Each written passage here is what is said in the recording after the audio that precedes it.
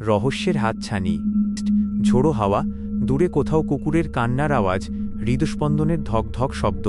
আমরা ভাবি অন্ধকার মানেই সেখানে কেউ নেই, কিন্তু সত্যিটা হলো অন্ধকারেই কেউ না কেউ আমাদের জন্য অপেক্ষা করে।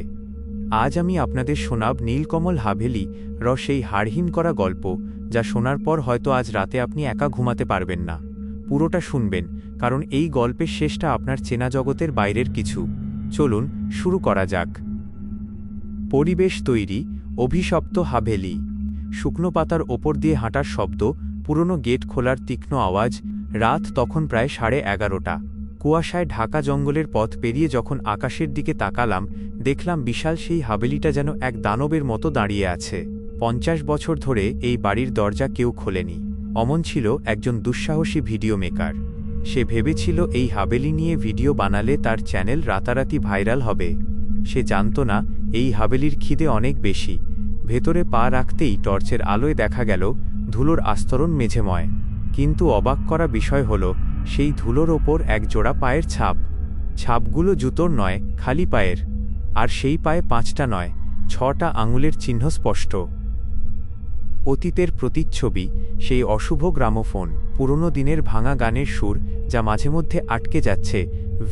ওপরতলা থেকে হঠাৎ একটা সুর ভেসে আসতে লাগল, এক অদ্ভুত পুরনো গ্রামোফোনের গান। অমনও পড়ে গেল। সেখানে দেয়ালে সারিবদ্ধভাবে অনেকগুলো পোর্ট্রেট টাঙানো ছিল। প্রতিটি ছবির মুখগুলো কেউ একজন ধারালো কিছু দিয়ে খুবলে নিয়েছে। শুধু একটি ছবি অক্ষত ছিল, অমনের দাদুর ছবি। ছবির চোখের কোণ থেকে লাল রঙের চটচটে কিছু একটা চুইয়ে পড়ছে। অমনের মনে পড়ল তার দাদু এই হাভেলি থেকেই পালিয়ে গিয়ে শহরে আস্তানা গেড়েছিলেন। কেন পালিয়েছিলেন তা আজ সে বুঝতে পারছে। হঠাৎ গ্রামোফোনটা থেমে গেল, আর একটা ঠান্ডা ফিসফিসানি কানে এল, ফিরে এলে তুমি।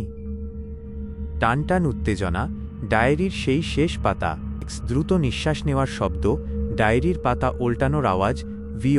ধুলোমাখা একটা টেবিলের ওপর অমন একটা ডায়েরি দেখতে পেল। কাঁপা হাতে পাতা ওল্টাতেই দেখল আজকের তারিখ 18 মে। সেখানে রক্ত দিয়ে লেখা ছিল, তারা চিহ্ন সে আসছে। রক্তের ঋণ শোধ করতে সে আজ আসবে। তারা চিহ্ন। অমনের ক্যামেরার স্ক্রিনটা হঠাৎ কাঁপতে শুরু করল। স্ক্রিনে সে দেখল তার ঠিক পেছনেই একটা লম্বা সাদা কাপড় পরা অবয়ব দাঁড়িয়ে আছে। কিন্তু বাস্তবে পেছনে ফিরে তাকালে কাউকেই দেখা যাচ্ছে না। সে বাঁচার জন্য দৌড়াতে শুরু করল, কিন্তু যে দরজাই সে খুলছে, ফিরে আসছে আবার সেই একই ঘরে। হাভেলিটা যেন গোলক ধাঁধায় পরিণত হয়েছে। ক্লাইম্যাক্স, আয়নার আড়ালে মৃত্যু। কাঁচ ভাঙার বিকট শব্দ, আর্তচিৎকার, তীব্র মিউজিক। দৌড়াতে দৌড়াতে সে হলঘরের বিশাল আয়নাটার সামনে এসে থামল। আয়নায় সে নিজের মুখ দেখতে পেল না। দেখল তার বদলে একটা পচাগলা কঙ্কাল দাঁড়িয়ে আছে, যার গায়ে অমনের মতোই পোশাক।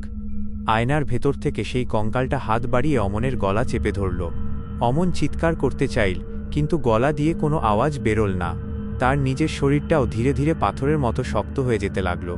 আয়নাটা ফেটে চুরমার হয়ে গেল, আর অমনের অস্তিত্ব নিভে গেল এক গভীর অন্ধকারে। উপসংহার, অমীমাংসিত রহস্য। সকালের পাখির ডাক যা কিছুটা বিষণ্ণ, পুলিশের সাইরেন। পরের দিন সকালে পুলিশ হাভেলির সামনে অমনের গাড়িটা খুঁজে পায়। ভেতরে অমনের ক্যামেরাটা মেঝেতে পড়েছিল। ভিডিও ফুটেজে দেখা যায় পুরো 15 মিনিট অমন একা একাই কথা বলছিল। কোনো ভূত নেই, কোনো শব্দ নেই। কিন্তু ভিডিওর শেষ 10 সেকেন্ডে দেখা যায় অমনের হাত দুটো আপনা আপনি নিজের গলা টিপে ধরছে, আর ক্যামেরার লেন্স জুড়ে ফুটে উঠছে একটা কালো ছায়া। অমন আজও ফিরে আসেনি। লোকে বলে অমাবস্যার রাতে নীলকমল হাভেলির জানলায় আজও একটা ছায়া দেখা যায়, যে আজও একটা ক্যামেরার ফ্ল্যাশ জ্বালায়। আউটরো, বিদায়। ধীর গতির রহস্যময় মিউজিক। আপনার কি মনে হয়, অমন কি আজও ওই হাভেলির ভেতরে আটকে আছে? কমেন্টে আপনার মতামত জানান। আর হ্যাঁ, ভিডিওটি ভালো লাগলে লাইক দিন, এবং এমন আরও ভিডিও পেতে সাবস্ক্রাইব করে বেল আইকনটি চেপে